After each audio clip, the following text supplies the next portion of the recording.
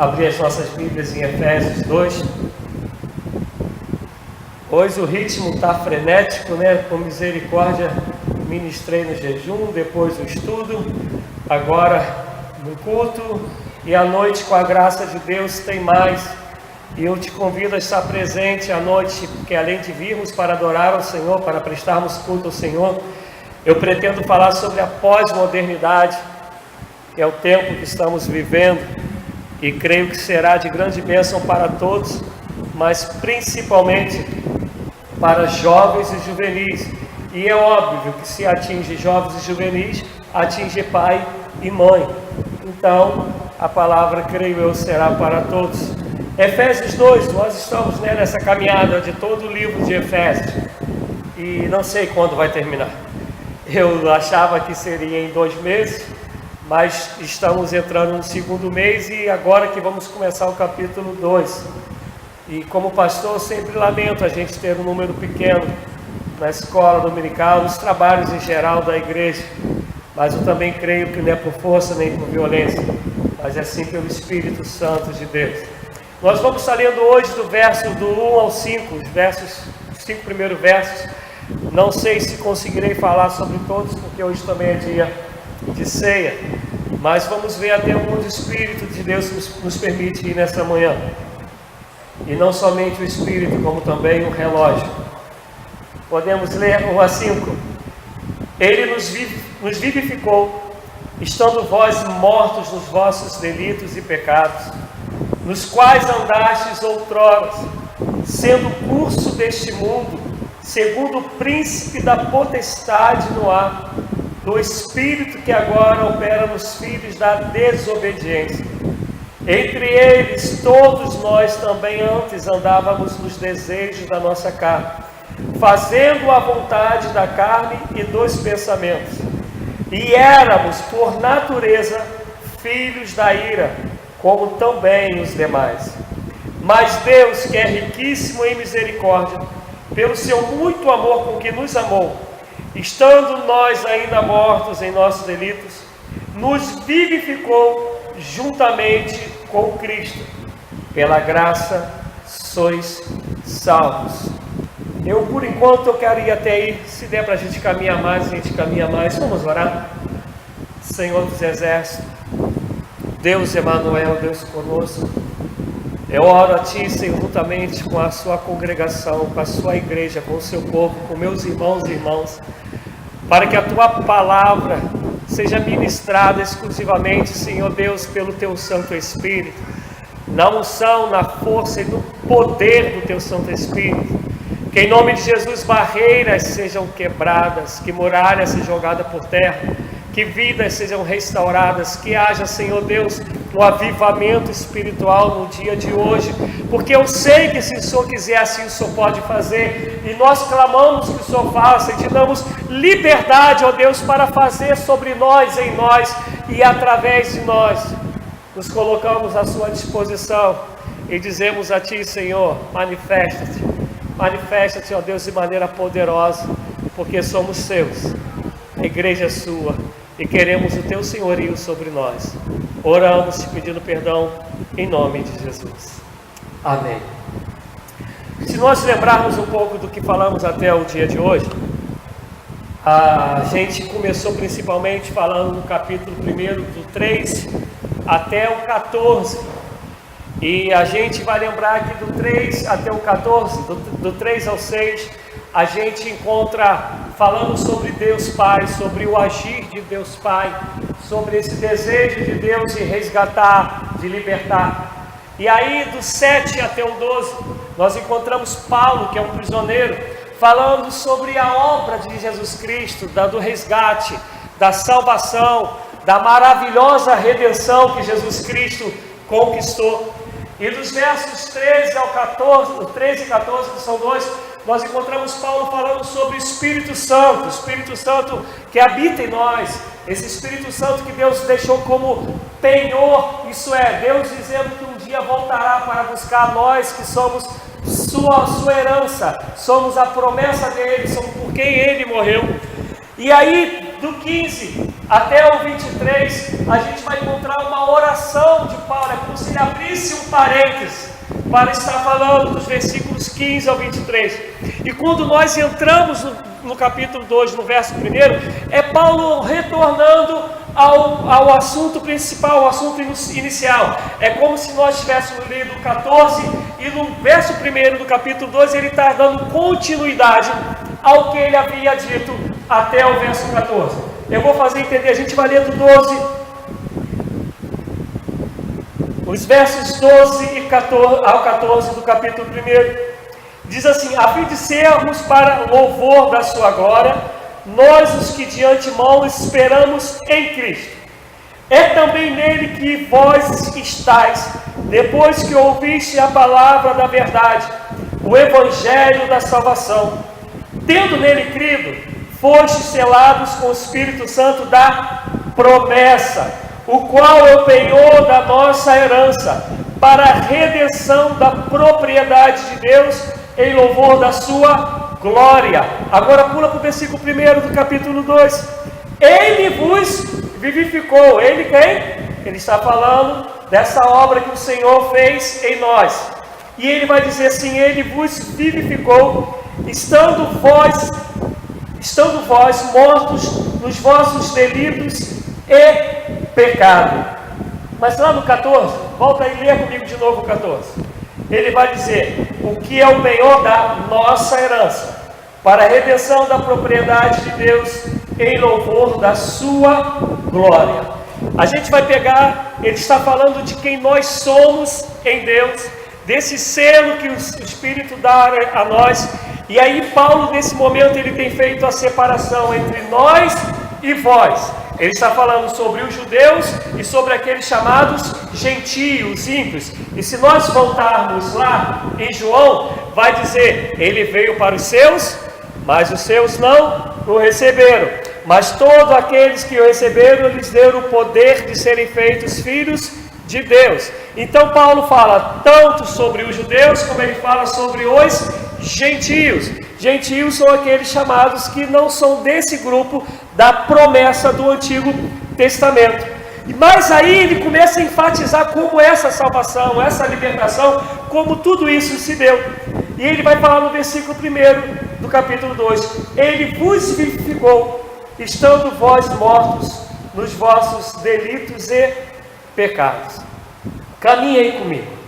Está falando que ele nos vivificou. Vivificou porque estávamos mortos. Entendam isso. Em Jesus estamos vivos. Sem Jesus, diz Paulo, estamos mortos. Não tem meio termo. Não tem como ser meio cristão. Não tem como estar meio perdido. Ou estamos vivos em Cristo, ou estamos perdidos nas mãos do nosso adversário. E daqui a pouco a gente vai ver como Paulo ele fala bem isso, sobre estar nas mãos do nosso adversário. Ele fala que Deus nos vivificou por uma razão, porque nós estávamos mortos em nossos delitos e pecados. No original, no grego, delito é quando a gente dá uma vacilada, é quando a gente dá um escorregão, é quando a gente dá um molezinho, vamos dizer assim, né? A gente aí que gosta do futebol fala: poxa, se ele esperasse um pouco mais para dar o passe, daria certo. Às vezes é um pedacinho, uma vaciladinha que joga tudo a perder. E quando ele fala pecado, pecado no grego, eu já comentei uma vez dando classe, não lembro se foi para os jovens, e já falei isso aqui pregando. Pecado significa errar o alvo. E eu lembro que quando eu falei isso, eu vou pegar aí vocês que estão aí mais distantes, para tentar explicar isso. Digamos que você tenha que acertar essa letra A. E aí vem Júlio e acerta aqui. E vem o irmão Nuno e acerta aqui. Há diferença nisso daí? Não. Todos dois erraram o alvo. Porque o objetivo não é quem chega mais perto. O objetivo é acertar o alvo. Tanto que acertou aqui, como que acertou no mais distante, todos dois erraram o alvo. E pecado no grego é isso, é quando eu erro o alvo. Quem era esse alvo? Disse Paulo. Esquecendo das coisas que para trás ficam, eu avanço em direção ao alvo. Quem é o alvo? Jesus. Disse o Senhor Jesus em João 14, 21. Aquele que tem os meus mandamentos e os guarda, esse é o que me ama.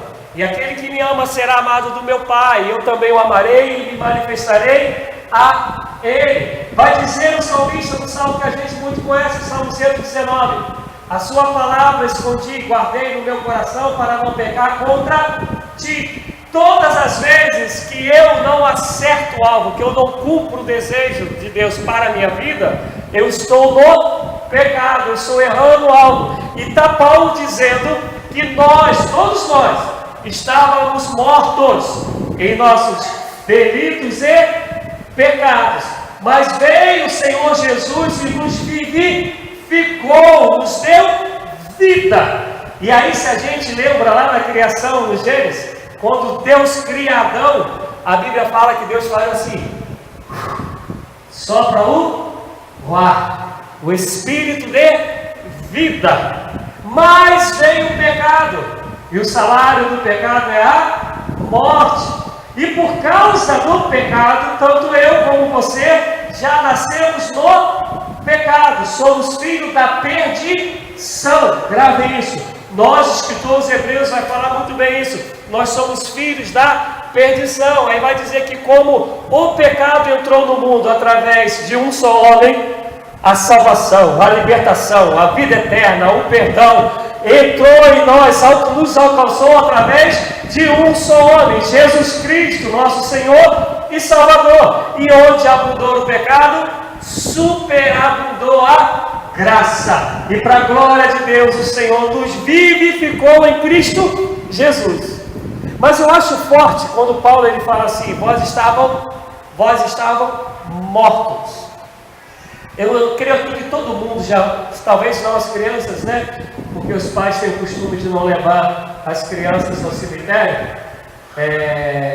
Eu particularmente, lá em casa, acho que o Thiago nunca foi no enterro, mas eu particularmente eu não sou de acordo. Eu acho que tem que ir, tem que saber como a gente termina, onde a gente termina. Porque uma coisa é certa: se você nasceu, você vai morrer, a não ser que haja o arrebatamento. Eu e você vamos morrer. Mas quem já viu um defunto, um cadáver, né, um morto, você pode prantear, né? A gente, como pastor, a gente enfrenta isso, né? Você vai fazer enterro, eu costumo sempre dizer isso quando eu vou fazer enterro. Eu nunca vi um defunto mau elemento. Todo defunto é gente boa. Por ele é maravilhoso. Ai, que falta ela vai fazer? Ela é tão gente boa. Todo defunto é parceiro, é gente boa pra caramba dessa. Eu nunca vi um defunto vacilando. Nunca.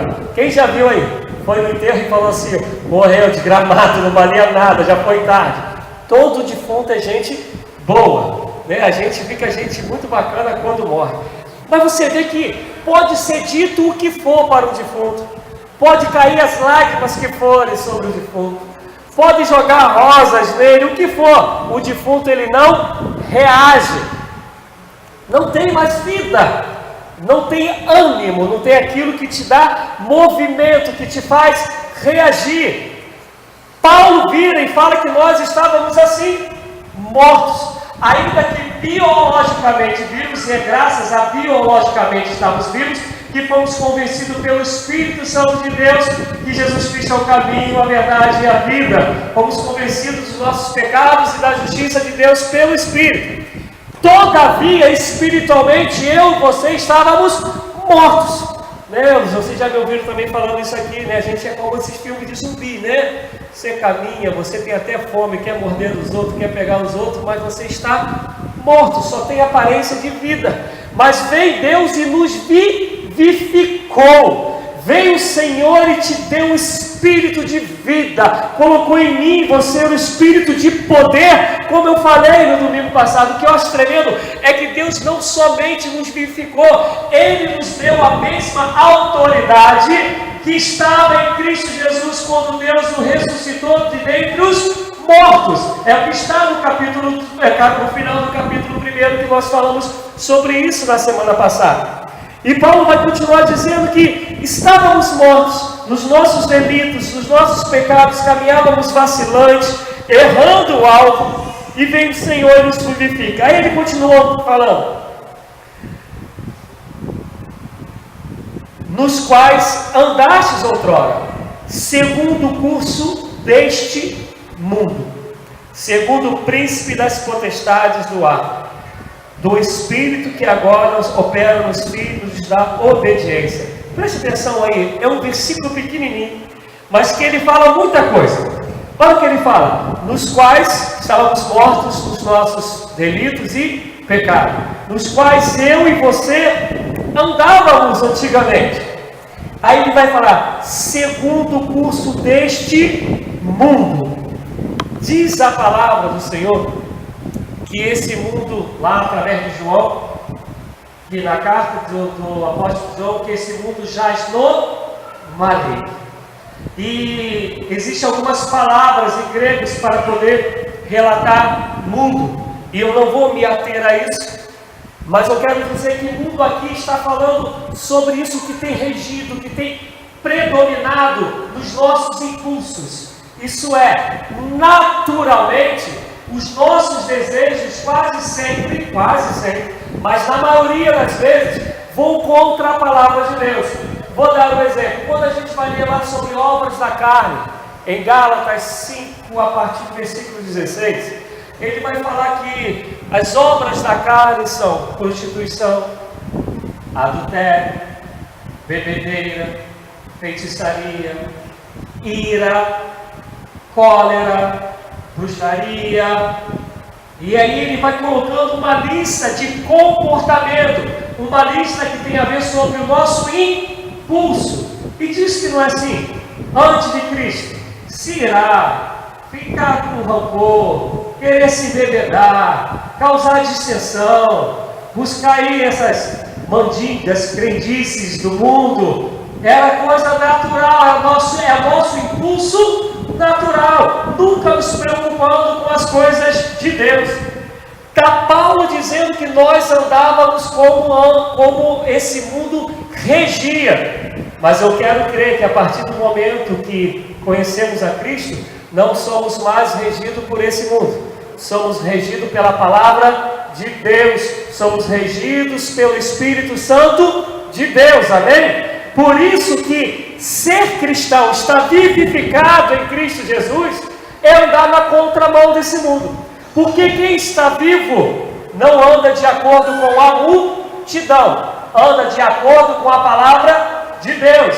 Aí vai Jesus dizer, se teu inimigo tem fome, vem Paulo dizer, se teu inimigo tem fome, dá-lhe de comer. Tem a ver com esse mundo?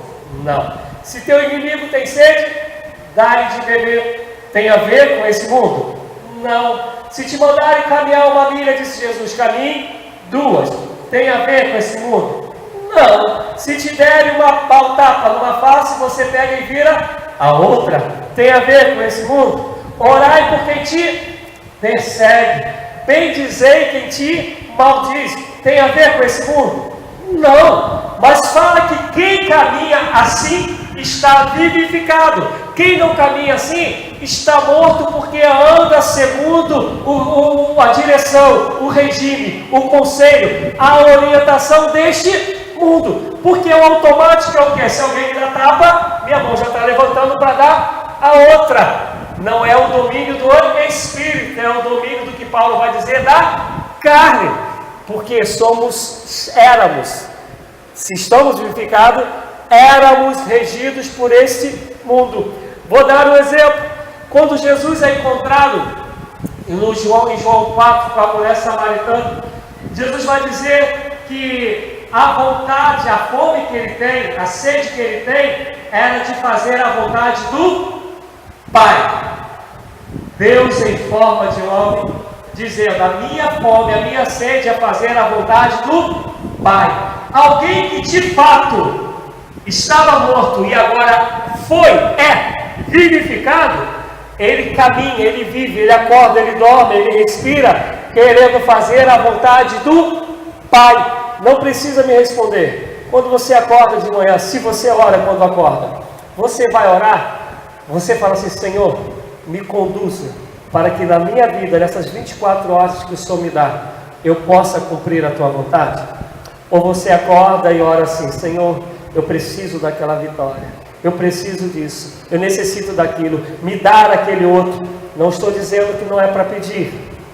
Diz a palavra do Senhor que as nossas petições têm que ser conhecidas diante de Deus com ações de graças.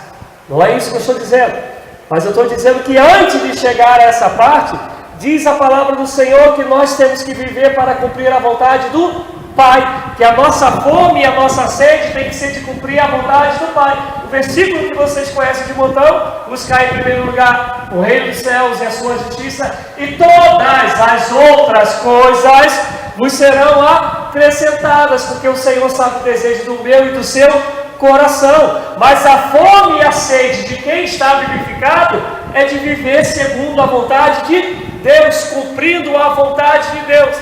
E se a gente olha todos aqueles que tiveram um encontro verdadeiro com Deus, vivificante com Deus, assim viveram. Não foi assim a vida de Paulo? Não foi a de Pedro? Não foi a de Lutero? Não foi a de Wesley? E a gente poderia aqui estar falando um montão de gente: João Calvino, William Tyndale, a gente pode falar de John Bunyan, a gente pode ficar aqui um dia falando, vamos falar dos recentes, a gente pode falar do Augusto Cury, que dá testemunho em todo momento de como que ele foi convencido pelo Espírito de Deus que Jesus Cristo é o caminho, a verdade e a vida. Porque quando a gente encontra, é vivo estando morto, é vivificado, a nossa vida não vai caminhar mais segundo este mundo, vai caminhar segundo o Espírito de Deus nos conduzir neste mundo. Por isso que é loucura para muitos a vida do cristão verdadeiro, do cristão vivificado. É loucura, ele não se comporta, ele não reage, ele não pensa como a multidão, porque ele é luz no meio da multidão, ele é sal no meio da multidão, ele é a esperança de Cristo em meio à multidão, ele é o embaixador de Jesus em meio à multidão. Amém, amados? Glória a Deus! Tem que ser assim. Se você caminha segundo o rudimento desse mundo, eu quero lá te dar uma notícia triste: você ainda está morto, ainda que tenha aparência de vivo. E meu desejo é que através dessa caminhada de maturidade e de unidade, em nome de Jesus Cristo, a gente possa viver e viver abundantemente, porque foi para isso que Jesus veio. Foi para isso que o Verbo se tornou carne. E ele continua dizendo: segundo o príncipe das potestades do ar, do Espírito que agora opera nos filhos da obediência. Por favor, preste atenção nisso. A mesma palavra que Paulo usa aí para potestade, ele usa também no versículo de número 20 do capítulo 1. Só que lá no número 20 do capítulo 1, está dizendo assim: que manifestou em Cristo, ressuscitando dentre os mortos e fazendo sentar-se à sua direita nos céus. Esse sentar-se, que também poderia ser entronizado, que inclusive eu falei hoje de manhã no jejum, quando a gente falou do Salmo 22, no versículo 3, essa mesma palavra é a palavra disso de estar sentado, estar apoderado, de estar entronizado. Só que aqui no capítulo 2 ele está falando sobre o nosso adversário. Ele diz: segundo o príncipe, nos quais andaste outrora segundo o curso deste mundo, segundo o príncipe das potestades, desse sentar, desse entronizar do ar, do Espírito que agora opera nos filhos da desobediência. Martim Lutero, ele disse que, ele fazendo uma analogia, ele fala que o ser humano, ele é como uma mula. É claro que ele está falando sobre o animal da época dele. Ele fala que ou estão sentados sobre nós, ou Deus, ou está sentado o diabo. Não tem meio termo. E aí, se você reparar o que Paulo está falando, Paulo está falando que nós mortos, nós sem Cristo, está sentado, é uma potestade, é a palavra do grego. Quem está sobre, quem está entronizado, quem está sentado sobre aquele que não está vivificado, sobre aquele que está morto espiritualmente, está falando que é o príncipe das trevas. Está falando do adversário da nossa alma. O grande problema é que a gente, principalmente na nossa cultura, no nosso Brasil, a gente acha que a pessoa está possessa, a pessoa está endemoniada se ela estiver babando, se ela mudar a voz, se virar a mãozinha. A gente acha que a pessoa está possessa somente se existe essa manifestação. E eu quero, em nome de Jesus, que a gente, primeiro, além disso que Paulo está falando, Paulo está te falando, não tem meio termo. Você está morto e sendo dominado pelo adversário, ou você está vivificado e sendo dominado pelo Espírito Santo de Deus. Não tem meio termo. Por isso que não tem meio crente, nem meio perdido. Ou está em Cristo, ou está na mão do capeta. Não dá para correr. Não tem outro jeito. Eu vou dar um exemplo. A Bíblia vai falar sobre o traidor de Cristo. Quem foi o traidor? Não escutei, quem? Judas. A Bíblia vai falar que o espírito das trevas vai falar que o adversário foi sobre Judas para que ele traísse Jesus. Depois você lê lá o texto. Judas foi estribuchando, Judas foi babando, Judas foi mudando. Vai a gente ver nos filmes aí de terror. Não. Judas foi normalzão, humanamente falando, normalzão, ainda negociou. Eu quero 30 pratas para poder trair Jesus. Diz a Bíblia que o nosso adversário foi sobre Judas. Se você lembrar antes, quando Jesus conversa com Pedro, Jesus fala para Pedro: Satanás te cirandou, mas eu roguei ao Pai para que ele te livrasse. Mas isso aconteceu com Judas, e Judas não foi estribuchando, não foi subindo pelas paredes, virando cambalhota, dando volta, mudando de voz, mas ele foi possuído pelo adversário para atrair o nosso Senhor e Salvador Jesus Cristo. O que eu quero te dizer é que hoje a gente tem um montão de demoniado andando aí no meio da gente, montão de possesso que apenas não manifesta isso que a gente entende como grande possessão, mas estão da mesma maneira necessitando que o libertador entre na vida dele e o liberte para a glória dele, para que eles mortos sejam vivificados. Nós estamos, a Bíblia vai dizer principalmente no Velho Testamento, mas a Bíblia vai dizer também no Novo, que aqueles que profetizam no nome do Senhor, aqueles que adulteram o Evangelho, aqueles que pregam algo que é diferente do verdadeiro Evangelho, vai falar que eles são filhos das trevas, vai falar que eles são filhos do capeta, vai falar que eles são filhos do adversário da nossa alma. Vou repetir, principalmente no Velho Testamento, mas Paulo muitas das vezes vai dizer que aquele que adultera a palavra, que aquele que não prega o Evangelho como ele é, que aquele que fala em nome de Deus como Deus nunca falou, que aquele que profetiza como Deus nunca profetizou, vai falar que esses são filhos das trevas. Não precisa me responder. A gente tem isso hoje nos púlpitos das igrejas. Um montão de gente adulterando a palavra, um montão de gente dando os ensinamentos que não são do Senhor. Paulo, quando ele vai escrever a Gálatas, ele fala: se estão pregando outro evangelho, se eu mesmo vier pregar outro evangelho, se os anjos do Senhor vierem pregar outro evangelho, diferente desse que eu tenho pregado, seja anátema. O que é anátema? Sejam malditos, sejam filhos das trevas, porque assim o são. E a gente tem um montão de gente que não está estribuchando, que não está babando, que não está mudando de voz, que estão aí nos púlpitos, pregando um falso evangelho, que segundo a palavra de Deus, são todos possessos, são filhos das trevas. Pessoas que pregam o evangelho para o seu próprio prazer, para a sua própria promoção, para o seu próprio ego. Pessoas que enganam a igreja, que é a igreja do Senhor. Diz a palavra que são filhos das trevas, eles estão possessos. Vamos pegar de novo. Hoje de manhã a gente falou sobre aqui Saul, sobre quando Davi ia lá e tocava a harpa, e o espírito mau saía da parte de Saul. Em momento nenhum a Bíblia fala que o comportamento de Saul em relação a essa conotação que a gente tem de estribuchar, de qualquer outra coisa, de ter uma força fora do comum, porque faz, Satanás faz, por favor. Não estou falando que não existem os outros tipos de possessão, mas esse outro tipo todos nós conhecemos. Eu estou falando desse que Paulo está dizendo aqui, que ou a gente está em Cristo, ou a gente está montado pelo adversário. E quem assim está morto, porque caminha nos seus próprios deleites, nos seus próprios pecados, mas não foi vivificado pela palavra, pelo Espírito de poder, por Jesus Cristo. Vocês estão me entendendo, amados? Amém? A gente tem que parar com esse entendimento que o cara é bonzinho, porque ele é bonzinho, porque a pessoa é bacana. Fala assim, mas ele tem um caráter tão bacana. Eu vou te contar algo que não era para ser novidade. Ter bom caráter, ter um caráter, uma índole boa, é um chamado para qualquer ser humano. Independente do que ele crê, você vive em sociedade, você tem que ter um bom caráter. Isso teria que ser o padrão de qualquer pessoa. Teu direito termina onde começa o do outro. Isso teria que ser um princípio de qualquer um.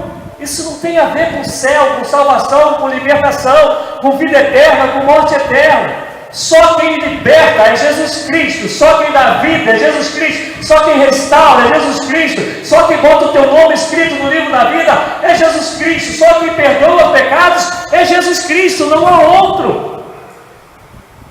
Sabe, teu pai, tua mãe, meu pai, minha mãe, meu tio, minha tia, podem ser pessoas bacanas que a gente ama muito, que tem assim um comportamento fora de série, mas se não aceitarem Jesus, os meus e os seus, se eles não forem libertos pelo poder de Deus, não adianta, é inferno.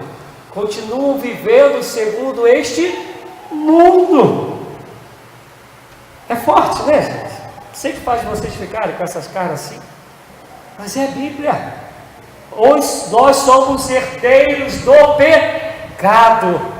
Só quem muda essa herança é Jesus Cristo, o autor e consumador da minha e da sua fé. Louvado seja o nome do Senhor. E aí a gente vai continuar no 3, eu vou parar no 3, tá? E aí ele fala que opera nos filhos da desobediência. Esse filho da desobediência é a mesma conotação dos gentios, isso é, aqueles que não eram dos judeus, aqueles que viviam no pecado, aqueles que viviam os deleites, são chamados dos filhos da desobediência. Porque como o pecado entrou no mundo? Através da desobediência. Deus falou para Adão e Eva, não comais o fruto da árvore do conhecimento do bem e do mal. Eles desobedeceram. E aí Paulo vai tratando isso com os filhos da desobediência. Entre eles, todos nós também, preste atenção nisso. Paulo começa no versículo 1, ele fala, vos vivificou. Está falando para aqueles que são os gentios, que não são os judeus. E aí ele fala isso que a gente já caminhou, mas quando chega no 13 ele fala, sobre os filhos da desobediência, ele fala, entre eles todos nós também andávamos nos desejos da nossa carne. Então primeiro Paulo falou, daqueles que não são judeus, mas depois ele fala, tanto eles como nós quem? Judeus, andávamos segundo esse mundo, andávamos como filhos da desobediência. E ele fala, andávamos no desejo da nossa carne, fazendo a vontade da carne e dos pensamentos. E éramos por natureza filhos da ira, como também os demais. Eu quero destacar quando ele fala andávamos segundo essa parte que ele fala da natureza e dos pensamentos. Andávamos fazendo a vontade da carne e dos pensamentos, e éramos por natureza filhos da ira. Quando ele começa falando que estávamos mortos. E aí no versículo 3 ele vai falar que éramos filhos da ira por natureza. Porque a nossa natureza ela é pecaminosa. Porque herdamos essa pecaminosidade através de Adão. Destituídos fomos da glória de Deus. Não é isso? Romanos 3? Todos pecados e destituídos estão da glória de Deus. Veio o Senhor Jesus e pelo Espírito, uma vez mais, Ele sopra sobre nós. Mas não esse espírito no sentido de nos fazer alguém vivo biologicamente, mas no sentido de nos fazer vivos nele, nos dando vida eterna, nos dando poder e nos dando autoridade. Mas Paulo enfatiza dizendo que se não estamos em Deus, nós temos uma natureza que é da ira. Ira aí, o que ele quer dizer, é de viver numa constante rebeldia contra Deus. E aí, uma vez mais, você talvez pense em alguém que diz assim: não, mas essa pessoa, ela não é rebelde contra Deus. Biblicamente, rebeldia é sempre quando você nos voltamos contra a vontade de Deus. Todas as vezes que eu faço algo contra a vontade de Deus, eu estou sendo rebelde. Isso é bíblico. Por que é rebeldia? É se você se volta contra. Se eu não estou a favor, diz o Senhor Jesus: quem não é por nós, é contra nós. Quem não ajunta, espalha.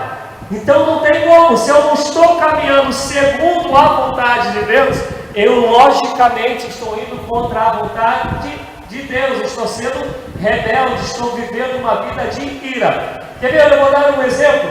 Voltando de novo a falar sobre os endemoniados, os possessos. Porque quem está vivendo segundo o ciclo desse mundo, segundo o mover desse mundo, está obviamente contra a vontade de Deus, está agradando o adversário. A Bíblia fala que aquele que mente se faz filho do diabo. Todos conhecem essa passagem, João? Amém? Amém? Amém? Se eu minto, olha quem falou isso? Foi Paulo? Não. Foi Pedro? Não.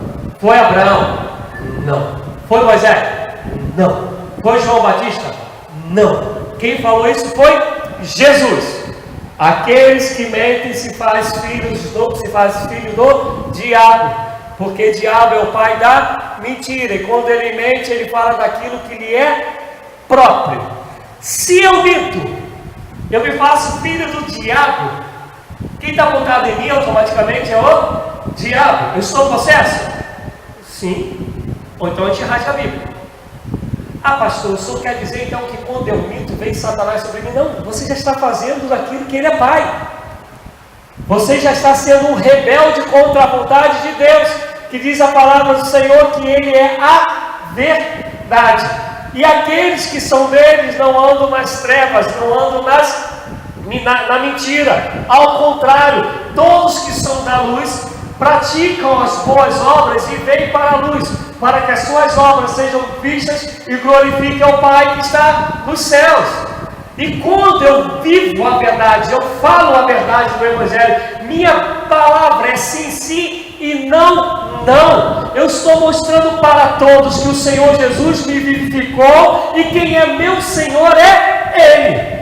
Mas toda vez que eu minto, eu sou um rebelde e me torno filho das trevas, filho do adversário, porque ele começou através da serpente, enganando lá no jardim do Éden, nos tornando, fazendo filhos da obediência.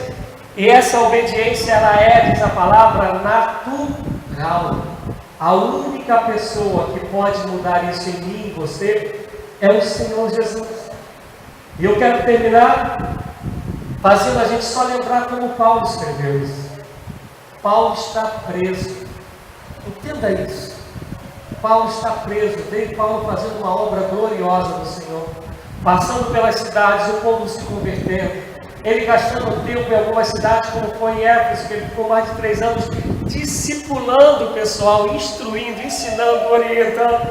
Daqui a pouco Paulo vai preso e fica sabendo que o povo está apavorado porque o grande homem de Deus está preso. Mas ele preso, entenda isso, ele preso, ele fala que ele está vivo, enquanto que tem um montão de livres que estão mortos. Consegue entender essa doideira? O cara preso sabe que ele é livre, que ele está vivo.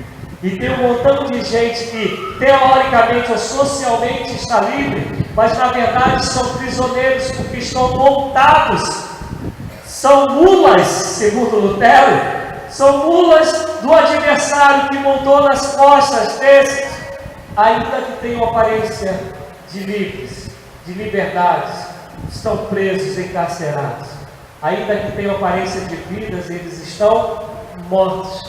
Mas louvado seja Deus, que é o que a gente vai falar na próxima semana, a partir do versículo 4, o Senhor Jesus Cristo nos vivificou, nos libertou, não mais para andarmos segundo este mundo, mas para caminharmos, vivermos, respirarmos, comermos, deitarmos, dormirmos, levantarmos, segundo o Espírito Santo de Deus que move em mim e em você. Por isso a tua mente, disse Paulo, a minha mente, ela tem que ser cativa do Senhor. Nós temos que pensar como o Senhor pensa, temos que crer como o Senhor faz, temos que ser dirigidos pelaquilo que o Senhor nos chamou para fazer, não mais segundo o rudimento deste mundo. Amém, meu amado? Amém, minha amada? A gente vai participar da ceia, e ceia é para quem está vivificado, ceia não é para morto. Porque o que é a ceia?